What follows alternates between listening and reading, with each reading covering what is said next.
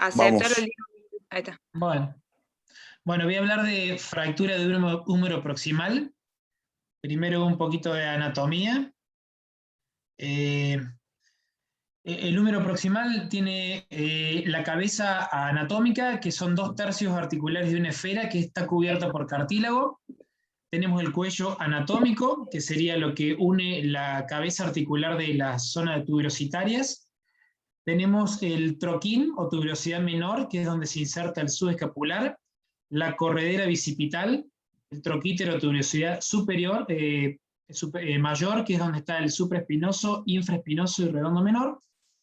La corredera bicipital, donde está la porción larga del bíceps y donde tenemos el labio anterior y el labio posterior. Pectoral mayor, dorsal ancho y redondo mayor. Acá les voy a mostrar las inserciones y la importancia que tienen, porque cuando hay fracturas y zonas de debilidad, las tracciones musculares van a ir generando desplazamiento de estos fragmentos. Si nosotros tenemos un desplazamiento del troquín, el troquín, al estar insertado por el subescapular, este fragmento va a ir medial y va a estar en rotación interna.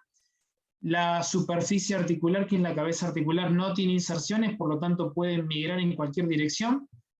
La zona de la tuberosidad mayor o troquíter se desplaza hacia póstero superior por acción del supra e infraespinoso. Y la diáfisis del húmero se va hacia adelante y medial por acción del pectoral mayor.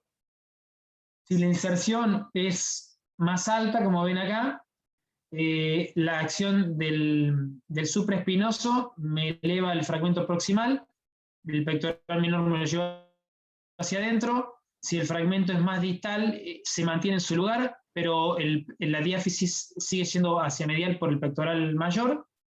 Y si el fragmento es distal entre el pectoral mayor y el deltoides, el fragmento va a ir hacia aducción, y el peso del brazo y el deltoides me lo mantiene en la diáfisis, la misma posición en el eje del brazo. La cabeza del húmero tiene irrigación por la arteria axilar, que tiene una rama circunfleja anterior, que es esta, y la circunfleja posterior. La circunfleja anterior tiene la rama arcuata, con sus subdivisiones que van para el troquín, troquíter, y la rama de circunfleja posterior, que también tiene sus ramas periféricas. Hay que tener en cuenta que son muy importantes la irrigación que viene del manguito rotador. Por lo tanto, tanto el troquín como el troquíter les da mucho aporte la unión en los tendones. Este es un trabajo que hace referencia a lo que antes se decía que el mayor porcentaje era por la arteria circunfleja anterior. Con estos gráficos por centellografía detectaron que era mayor el porcentaje de irrigación por la arteria circunfleja posterior. La inervación, en caso de fracturas con desplazamientos, hay que tenerlas en cuenta porque están muy próximos los vasos, los nervios. Vean cómo está todo el plexo braquial muy próximo. Acá tenemos la coracoides, y cuando el brazo está en abducción y rotación externa, es como que están palanqueados. Entonces, el riesgo a lesiones puede llegar de un 3 a un 5% en las luxofracturas, y los nervios que más se comprometen son el nervio axilar, el supraescapular y el músculo cutáneo. Esta es una fractura que en el mundo es el 2 al 7%, es a predominio en mujeres, está en relación a la densidad ósea. Las mujeres, al entrar en menopausia, empiezan a perder su depósito de calcio y el riesgo es mayor. Y vean el porcentaje y la distribución de fracturas a nivel de todo el cuerpo. La primera es la muñeca, la segunda la cadera y la tercera la del húmero proximal. Hay que tener en cuenta que en personas jóvenes, si hay fracturas, en realidad es porque hubo un accidente de mucha energía. Tengan en cuenta, persona anciana por osteoporosis, persona joven por alta energía, y lo que se encuentra en el examen físico es dolor, impotencia funcional, puede haber tumefacción o no, depende de la evolución que tenga, la equimosis que va a ir al brazo y al tórax, a la mujer se le va la mama, y siempre evaluemos la parte vascular y nerviosa, para que no se nos pase por alto nada. ¿Qué estudios hay que pedirle? Lo primero son las radiografías. Tengan en cuenta siempre la radiografía verdadera de hombro, la falsa no nos sirve para nada, siempre la verdadera donde el borde anterior de la glena y el posterior se superponen. El perfil del AMI, que nos va a permitir si está centrada la cabeza. Esta proyección la verdad que es muy compleja porque si hay fractura, ¿quién me va a abducir el brazo? Pero más que todo sirve para ver cómo está la glena, si hay alguna lesión en glena. También existe una posición que es la de Belpo, donde uno inclina el cuerpo sosteniendo el brazo y el chasis se pone atrás del cuerpo y el rayo viene desde arriba. Eso es la proyección de Belpo, que es muy similar a esta. Y obviamente que es la tomografía, y hoy la tomografía 3D nos da mucha ayuda, más que todo para ver el trazo completo y el tema del volumen óseo fracturario, es decir, vemos si hay algún defecto. Hay fracturas que se llaman 3 fragmentos, 4 fragmentos, y se dice 5 fragmentos cuando hay un defecto por pérdida ósea. Lo que se hace actualmente, no tenemos acceso nosotros a eso, pero se hace una impresión 3D que nos permite planificar mejor en los pasos quirúrgicos. Bueno, ¿qué es lo que hay que hacer ante una fractura? Primero, tenemos que tener en cuenta el patrón de fractura, el grado de desplazamiento. Hay que también tener en cuenta el estado vascular óseo. Hay zonas donde sufren más riesgo de isquemia o hasta de necrosis. Hay que tener en cuenta la calidad ósea, la actividad y la conformabilidad y expectativa del paciente. Esto es muy importante porque una persona sedentaria quizás no quiere trepar un árbol y entonces la indicación me puede cambiar.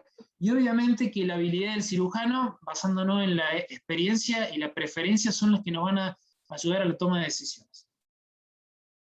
La clasificación de NIR está basada en el número de fragmentos y sus desplazamientos.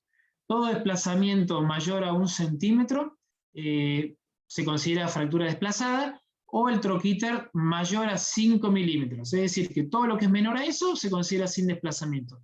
Mayor a eso, desplazamiento o una angulación mayor a 45 grados. Esta es una fractura que se basa únicamente en fragmentos y está hecha en relación a una clasificación radiográfica. Por lo tanto, hay adaptaciones basadas en tomografías, pero bueno, no es la original. La clasificación de la O hace mucha referencia a su irrigación, por lo tanto tiene mucho más valor pronóstico para ver cómo me va a responder cada fragmento y qué decisión quirúrgica tomar. Tenemos las fracturas A, que son las donde son extraarticulares, por lo tanto la lesión vascular es mínima o no existe. Las B, donde son extraarticulares, pero ya hay un compromiso articular. Y la C, donde ya el compromiso es articular y la lesión vascular es más importante. Acá hay una persona que se llama Hertel, que hizo una clasificación de acuerdo al pronóstico vascular que puede existir. Y él demostró que toda fractura donde se rompe la bisagra medial, donde hay un compromiso a nivel del cuello anatómico, o donde hay un compromiso a nivel metafisario interno, el riesgo de isquemia aumenta. Por lo tanto, son criterios a tener en cuenta para la toma de decisiones. Y ha hecho un esquema binario en forma de Lego que menciona que cuando se compromete el rojo, es como un semáforo, hay mayor riesgo de necrosis o de perfusión y isquemia. Y cuando compromete la zona de verde o amarillo, el pronóstico obviamente es mucho mejor. Y la conclusión que llegó a un trabajo que hizo fue que la combinación de fracturas de cuello anatómico, cálcar con minuto y disrupción de la bisagra tienen un valor predictivo positivo de isquemia que llega al 97%. Vamos, fracturas a 3 fragmentos, un 60% que puede estar perfundido y un 40% de isquemia, y cuando más fragmentos hay, el riesgo de perfunción es menor y la isquemia aumenta, llegando a un 74%. La calidad ósea es muy importante, tengamos en cuenta que cuando hay osteopenia o osteoporosis, cada fragmento se puede ir rompiendo y haciéndose una combinación. Este es un trabajo que nos permite evaluar la calidad ósea, más que todo en relación a las corticales, con diferencias en relación a la inserción de la B deltoidea, y lo que se hace es una proporción y se evalúa cómo se va disminuyendo el grosor de la cortical. Pero también existen otros trabajos que lo que han mostrado, por ejemplo, es cómo se va reduciendo con el tiempo la densidad ósea. Hay un trabajo en relación a las inserciones de los arpones que veían que la zona lateral de la cabeza del húmero, es decir, L1, L2 y L3, es una zona de poca densidad ósea. Y acá vean los dibujos, los cortes. Una mujer de 30 años con una de 70, vean cómo la trama ósea empieza a disminuir y cómo se empieza histológicamente a perder estructura ósea, matriz ósea. Por lo tanto, se considera que la zona de mayor densidad ósea es la zona del cálcar, que sería esta, y la zona subcondral. El resto es una zona de muy poca matriz ósea, por lo tanto el riesgo de conminución o de pérdida de estructura es altísimo. La actividad, la expectativa y la actividad del paciente es a tenerla en cuenta. Una persona ansiada puede ser totalmente sedentaria, puede ser tener una actividad recreativa o puede ser, o vivir solo. Y eso nos va a exigir determinados resultados con el tratamiento que propongamos. O puede ser una persona que no corresponda con su edad biológica porque se exige físicamente, pero hay que tener en cuenta cómo están sus huesos. Porque quizás el paciente nos demanda, pero si la estructura ósea es mala, estamos en un problema porque exigen resultados y el stock óseo no es bueno. Se han hecho revisiones, opciones de tratamiento existen muchas, tanto conservadoras como quirúrgicas. Es difícil sacar conclusiones. Nuevas revisiones, viendo que la cirugía podría dar un mejor resultado, pero a largo plazo sigue habiendo no consenso o no diferencias en las opciones de tratamiento. Este es un trabajo que hace referencia a lo que es las personas adultas y los divide. La persona adulta joven es por alta energía, habitualmente puede estar relacionado a luxofracturas, fracturas más corticales porque son de alta energía. El tratamiento obviamente es la reducción anatómica, por lo tanto un tratamiento quirúrgico. En un anciano, baja energía, más frecuente en mujeres porque no tienen contención de calcio por la menopausia, fracturas más conminutas, corticales y hueso osteoporótico. Si el desplazamiento es mínimo, la exigencia demanda es baja, el tratamiento funcional puede responder. Y bueno, y acá hay algoritmos, fracturas con desplazamiento, la fijación interna y reducción interna. Si la calidad ósea es mala, podemos agregarle una aumentación con fijación ósea. También se puede hacer fijación interna con placa, con clavo o con percutáneo. Fracturas a 3 fragmento 4, hay que realmente evaluar la calidad ósea para ver si podemos llegar a reconstruirlo con una hemiartroplastia, o si directamente no se salva nada y las estructuras de las tuberosidades son malas, se pasa a una reversa, es decir, todo prótesis. No hay consenso en definiciones, en complicaciones y efectos adversos, por lo tanto es muy difícil y los trabajos no evalúan en forma simétrica, por lo tanto las decisiones y los pronósticos cambian. Un algoritmo que es sencillo: paciente joven, no desplazado, no se opera; si está desplazado, tratamiento quirúrgico; anciano, no desplazado, conservador; desplazado, si es severo, se puede intentar una cirugía de reducción y fijación interna, o si es muy severa y se evalúa un pronóstico de necrosis, prótesis. El tratamiento conservador es un yeso. ¿Estamos? Lo que se busca hacer es inmovilizar las primeras etapas, que son las etapas de mucho dolor e inflamación, y a la tercera, cuarta semana ya empezar con movilidad pasiva para que ya no se formen adherencias en el plano subacromial. Y a la sexta semana ya empezar con una actividad pasiva y activa asistida. Y de a poco ir logrando la movilidad. Resultados: va a haber secuelas y la recuperación de la movilidad puede llegar a ser 3-4 meses. Opciones quirúrgicas: clavijas percutáneas o abiertas, tornillos, sistema SAT, placas de osteosíntesis, clavos o prótesis, que pueden ser anatómicas totales, con reconstrucción de la cabeza humeral y glena, hemiartroplastia, únicamente la parte humeral, de superficie, o reversas. Las posiciones para operar pueden ser en posición supina y silla de playa. La posición supina tiene la ventaja que el arco en C es muy poco lo que se moviliza, y en la silla de playa, que es una posición más anatómica para la posición del hombro, la verdad que lo que se hace son muchas rotaciones, por lo tanto me modifica la reducción que logro. Por lo tanto, uno busca una posición anatómica, pero es más complejo mantener la posición de reducción. Abordaje: existe el deltopectoral, que es entre el pectoral mayor y el del deltoides, el anterolateral, que es entre el rafe del deltoides anterior y posterior, y el trasdeltoideo, que puede ser en el tercio medio del rafe medio, del rafe del deltoides medio. Maniobras de reducción en muchas. Las clavijas se pueden actuar como joystick, yo las fijo en un fragmento y palanqueo. A veces lo puedo hacer percutáneo, a veces tengo que hacer pequeñas incisiones para lograr más movilidad. Las suturas al manguito rotador me sirven de tracción. Siempre las uniones miotendinosas tienen mucho más fuerza. Hay que tener en cuenta que es hueso de mala calidad, por lo tanto siempre esa unión me sirve y me va a permitir reducir, porque yo las uno todas y me hacen un bodoque. Las palancas elevadoras me sirven también para reducir. Y obviamente las maniobras de tracción y abducción y movilización de la diáfisis me sirven para acomodar a la cabeza humana. Acá hay algunos fragmentos, vean cómo la cabeza está en varo y cómo con una palanca yo lo que estoy haciendo es como un valgo, se reduce. Las clavijas joystick, que también me sirven para dar una estabilización transitoria. Vean cómo la fijación ahí en la diáfisis se ve reducida el cálcar. Se pone un tornillo para fijar y mantener la misma reducción. Acá se muestra otro ejemplo donde tengo la palanca, las clavijas, se ve todo perfecto, quiero poner el tornillo para aproximar la diáfisis y cuando hago eso pierdo la reducción. Por lo tanto, estas maniobras no se hacen siempre.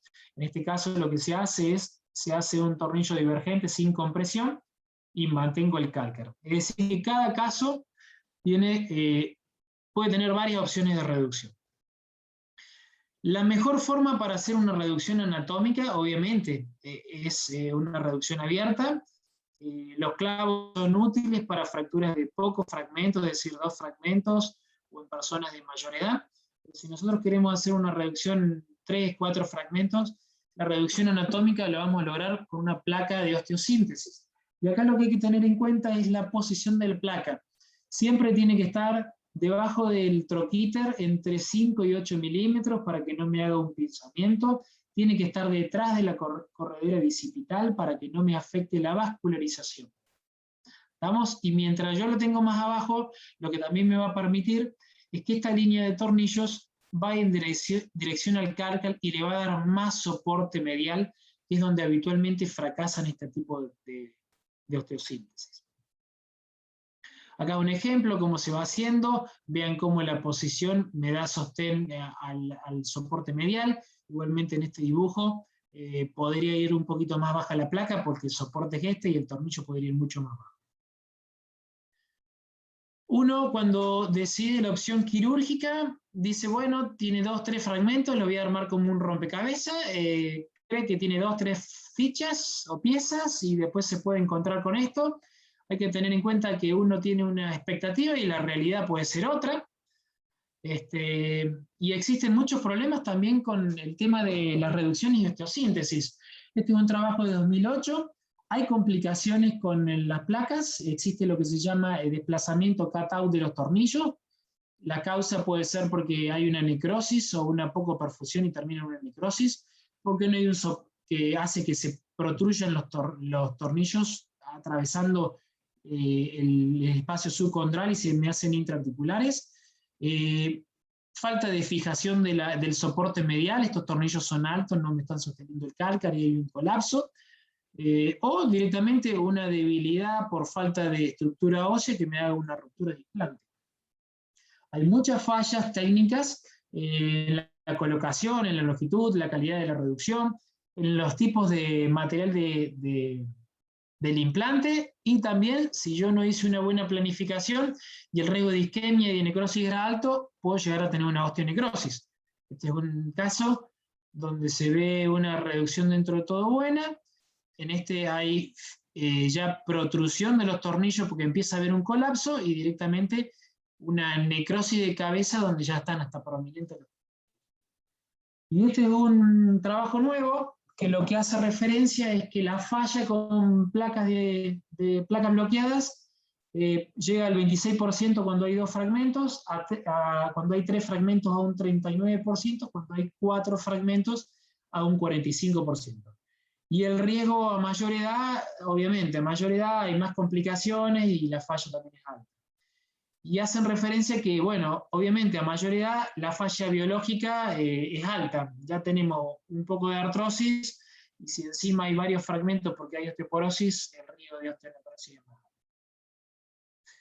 alto. Trabajos con clavos, cuando los fragmentos son pocos, la verdad que el trabajo es bueno porque hace que la cirugía sea mucho más rápida, son casi percutáneas, hay pérdida de poca hemorragia y el riesgo de necrosis vascular depende también de la calidad ósea. Vean, en estos casos las corticales son buenas, por lo tanto osteoporosis no tendría tanto, pero hay que tener una buena planificación y con tomografía, porque a veces uno puede poner un clavo y tenía fracturas intertuberositarias y bueno, si hago esto, obviamente se me fragmenta en 3, 4 fragmentos y necesito obviamente cambiar de sistema o hacer suturas de las partes blandas para tratar de armarlo, pero obviamente ya el resultado no es el mismo. Entonces, la cabeza del húmero es un huevo, y para que esa fragilidad no exista, se han tratado de corregir algunas cosas. Entonces, ¿qué es lo que han hecho? Y tratar de poner los tornillos más en el soporte medial, en el cálcar. También lo que han tratado de hacer es darle aumentación con cemento, agregarle sustituto óseo, injerto de cresta, peroné, o poner una fijación 90-90. ¿Estamos? La fijación a nivel del cálcar en este trabajo muestran que si yo le pongo neutra, es decir, bien próxima al soporte medial o hasta inferior al soporte medial, tengo mejor fijación que si es alto. Es decir, que hasta afuera. Acá el problema es que tengo vasos sanguíneos y está el nervio circunflejo, es decir, que me genera otro problema. Pero al soporte y que caiga en varo, me sirve que el tornillo esté lo más bajo posible. Después de otro trabajo que me hace referencia a los factores que me juegan en contra a la fijación. Y estos son que la hilera proximal, es decir, que los que están más arriba de la cabeza, sean mayores a 45 milímetros.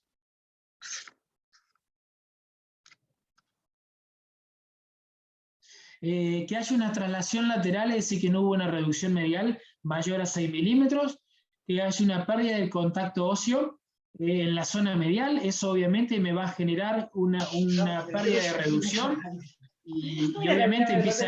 Para mí hace mucho calor. José, se escucha tu audio. Si hay una pérdida de reducción, empiezan a sobresalir tornillos y a una pérdida de embaro, un colapso en varo. Y obviamente todo esto lo que hace es que fracase la cirugía. Por lo tanto, la reducción es muy importante y la posición y del cárcar, la reducción y el soporte para que el resultado final sea bueno. Existen, como les dije, también aumentaciones con cemento. ¿Qué es esto? Porque acá hay un trabajo alemán muy bueno que muestran cómo lo hacen.